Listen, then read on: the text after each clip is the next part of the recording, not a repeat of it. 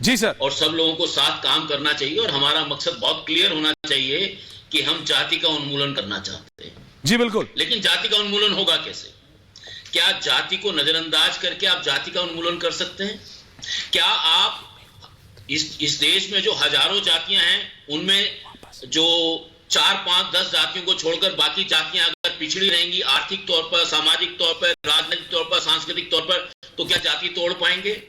जाति को तो किसी भी समस्या को हल करने का पहला कदम है उस समस्या को स्वीकार करना।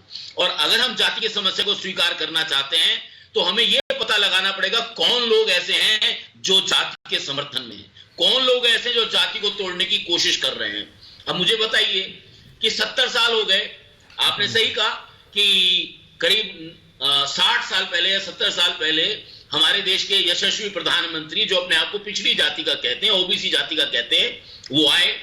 और आज जब ओबीसी सड़कों पर उतरकर अपने समाज के हकों की मांग कर रहा है, ओबीसी प्रधानमंत्री को क्यों परेशानी हो रही है? वो क्यों कह रहे हैं कि हम जाति को खत्म कीजिए? कौन रोक रहा है आपको? लेकिन जो ओबीसी जातियां अपना अधिकार मांग रही हैं, अपना बराबरी का सम्मान मांग रही हैं, उसको आप डाइवर्ट क्यों करना चाहते हैं? विनीत गोयन का जवाब दीजिए इसका। प्रधानमंत्री हैं, आपने कहा कि बार-बार कहा कि मैं ओबीसी जाति से आता विनीत को लाइए। तो आज ओबीसी जाति अपने ओबीसी देश को बांटने की, ये प्रोटेस्टेंट है, ये कैथलिक है, उन्होंने कोशिश की इस देश को बांटने की, कि बाहर है, बोलने के लिए। लेकिन मुझे लगता है कि एक बात वो भूल गए कि ये ना इंटरनेट की वजह से दिक्कत हो जाती है। एक सेकंड, मैं सिर्फ इतना कह रहा हूं जी।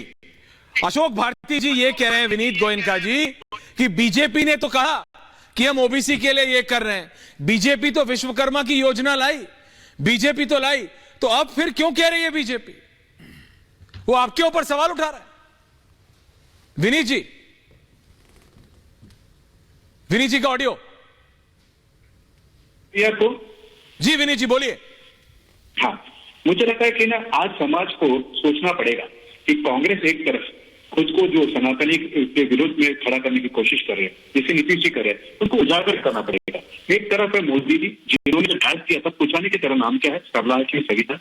जब उन्होंने टॉयलेट की तब नहीं पूछा कि बहन तो कौन सी जाति की, कौन सी धर्म की है।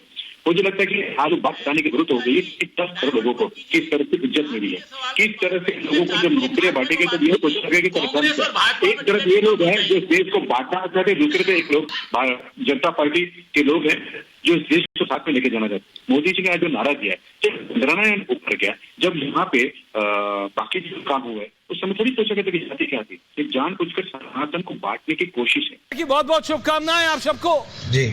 राम कृपाल जी, मैंने सच में सोचा था कि आज डिबेट नहीं करूंगा, बहस नहीं करूंगा, रावण दहन देश भर में